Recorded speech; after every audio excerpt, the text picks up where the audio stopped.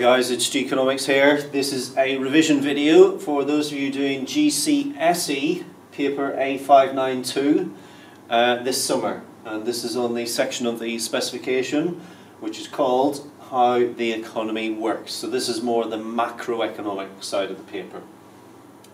If you haven't watched any of my previous videos, let me just remind you that generally speaking, it is not the case that things which have been on the paper before in the previous 3 sessions are repeated in the 4th session. And so what we can do is we can go through the previous 3 sessions papers, have a look at the areas which have been assessed, then take a look at our specification, and given what's been on the previous 3 sessions, we can predict and possibly forecast what the likely areas are for the June 2016 exam.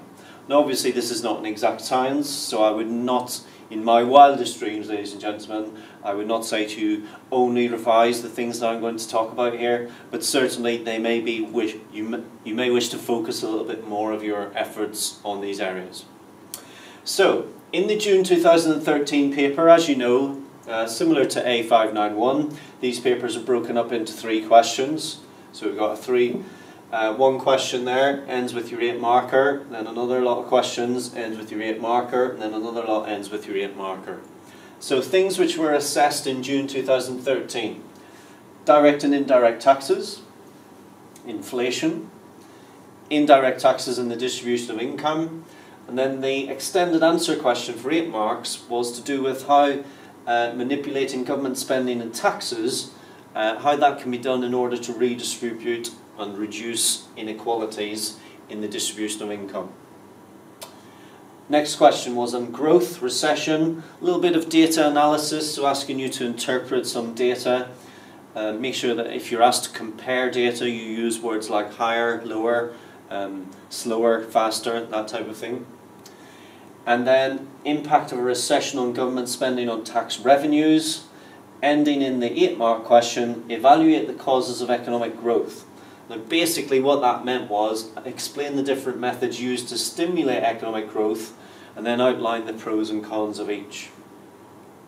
And then the final question 3 was all about unemployment. Again, another question asking you to compare data, types of unemployment, and then the final 8 marker, discuss whether high unemployment is more problematic than high inflation.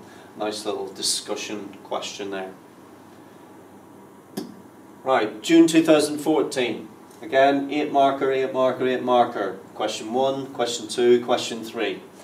So question 1 was all about unemployment. The measures of unemployment, policies that can be used to correct unemployment. And then the 8 marker, discuss whether unemployment is always a problem. Next question, generally speaking, all about monetary policy. So with monetary policy, you're asked to do a calculation. Again, as I've reiterated on the A591 paper, and I do so here again, bring a calculator to the exam. The determinants of interest rates on loans, a little question about savings, and then discuss whether or not the UK benefits from a low base rate of interest. So does the UK benefit from a low base rate of interest? And then the final question, which is all more about fiscal policy really, monetary here, fiscal, government spending and taxation, identifying different sources of tax revenue, again another calculation to do, question about progressive taxes, transfer payments and income distribution, and then the final 8 marker, discuss whether taxes on tobacco products benefit the economy. And then finally, the most up-to-date question, June 2015, most up-to-date paper rather. You'll not find this on the OCR website. I'll put a link in it on this video down below, and I'll put the mark scheme there for you as well, should you wish to have a look at it. So, question 1, question 2, question 3. First one, all about economic growth. So recession, costs and benefits of economic growth. Evaluate 2 supply sides that can be used to generate economic growth. Now I think rather than that being an 8 marker, that was the 6 actually, but anyway. Next question, income distribution. Question about government benefit payments. Why do households have different incomes? And then should the government increase direct taxes in order to redistribute incomes? 8 marks. And then the final question, all about inflation really. Inflation, CPI, why does the UK have a target of 2% for inflation? What are the costs of inflation? And then finally, evaluate policies that can be used to reduce inflation. Now, as I did previously, what I'm going to do is I'm going to look at the specification in a moment. But let's just consider the extended answer questions.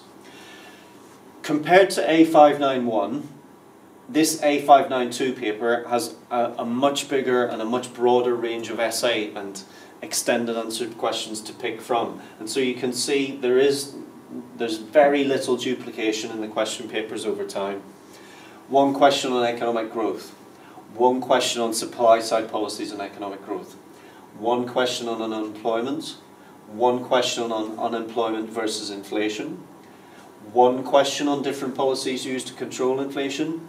One monetary policy question on a low base rate.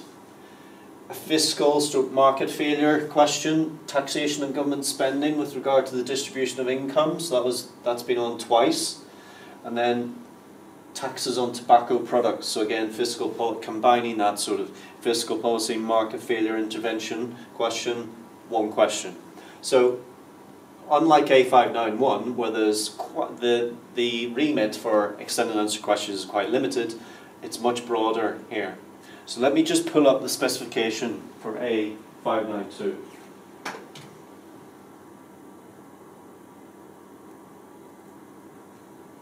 Now you'll know that there are three sections to the A592 specification. 2.2.1, what are the economic objectives of government? Let me move this on.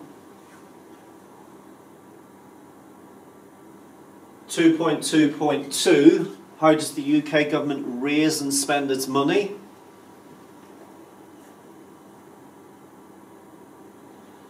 (2.2.3), which policies can the UK government use?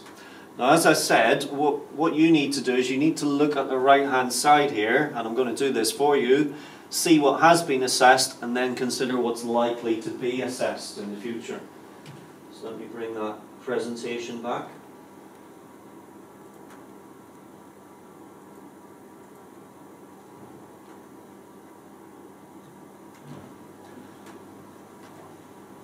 So in my opinion, these are the areas which you may wish to focus more time with regard to your revision.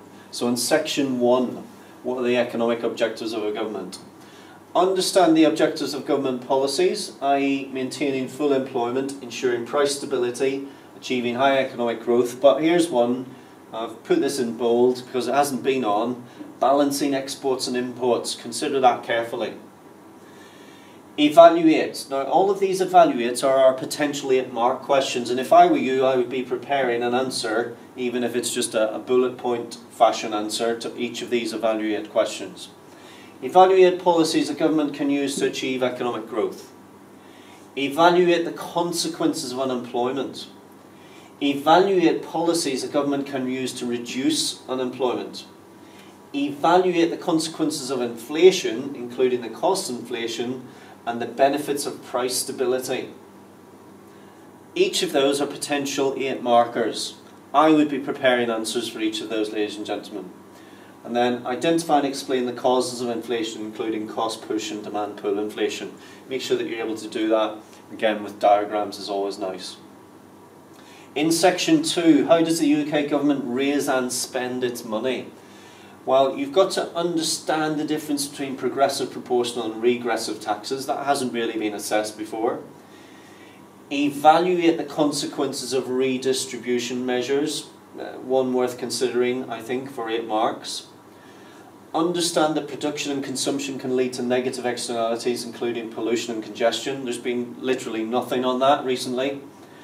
Explain and evaluate policies to correct market failure with particular regard to positive and negative externalities. And then finally in section 3, which policies can the UK government use? So again, I would be considering these areas. Understand how government can achieve a balanced budget, a budget surplus or a budget deficit. Hasn't really been assessed a lot of late. Evaluate the effects of fiscal policy on the economy. Understand how interest rate policy works to achieve a target rate of inflation. potentially at marker again, evaluate the effects of interest rate policy on an economy, and then finally, understand that measures to achieve one policy objective might have adverse effects on other policy objectives. So in other words, if you go for low unemployment or high growth, you could achieve either or both of those, but of course you may generate inflation, for example. And finally, I would say, as I said for A591, context, context, context in these papers. You're presented with a case study.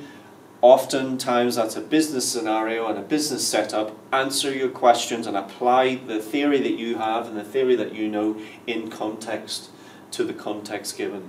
So that's all I'm going to say on this one, ladies and gentlemen. I hope your revision's going well. That's A591, A592. I'll be doing a little video shortly on A593, and I hope your revision goes well, and good luck, and keep working hard.